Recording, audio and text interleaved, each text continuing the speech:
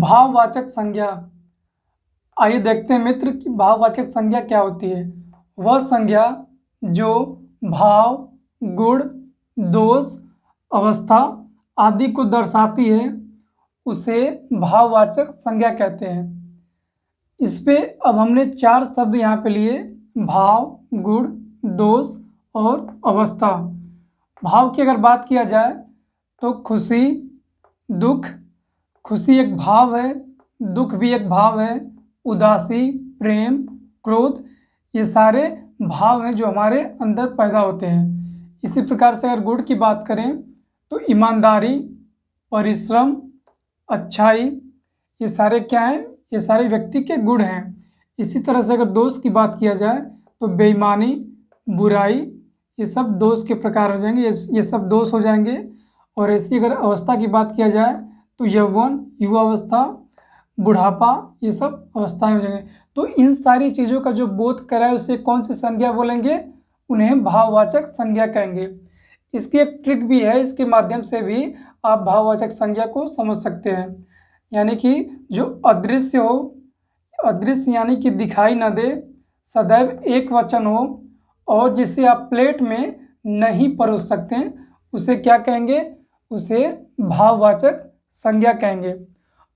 जैसे सजावट, बनावट, वीरता, गुस्सा, मोहब्बत, साहस, गरीबी, जवानी, दूरी, पढ़ाई, मिठास आदि।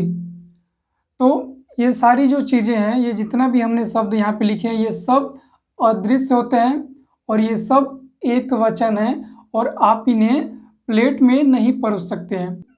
भाववाचक संज्ञा के जितने भी शब्द हमने यहाँ पे लिखे हैं ये सब अदृश्य होते हैं, यानी कि दिखाई नहीं देते हैं।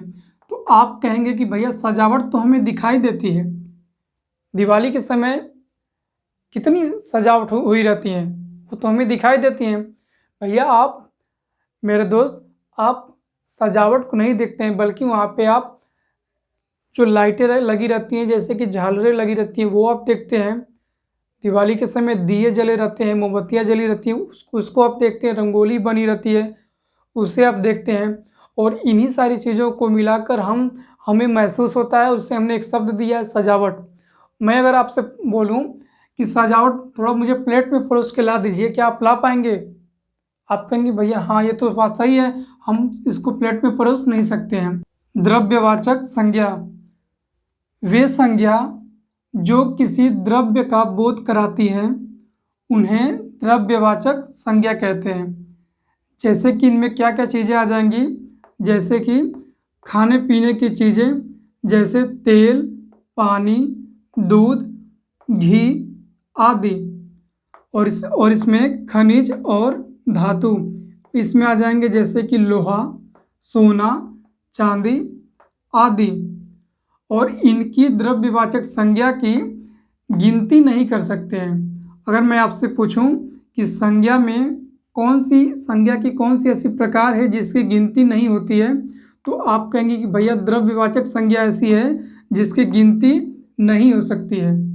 तो आप कहेंगे भैया ऐसा आप क्यों कह रहे हैं? हमारे घर में तेल है, हम तो गिन पाते हैं।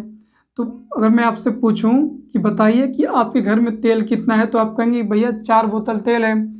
तो भैया आप तेल को नहीं गिन रहे हैं, बल्कि आप बोतलें गिन रहे हैं, ठीक है। अगर मैं पूछूं कि आपके घर में दूध कितना है, तो आप कहेंगे कि भैया हमारे घर में 2 लीटर दूध है। तो मेरे भाई आप उसकी मात्रा बता रहे हैं ना, कि आप दूध को बताने कि दूध कितना है, ठीक है। तो इसलिए इन सारी चीज़ों को आप गिन नहीं सकते हैं, ठीक है। तो इसकी एक परिभाषा ये बनती है कि जिसकी गिनती न हो सके उसे द्रव्यवाचक संज्ञा कहते हैं।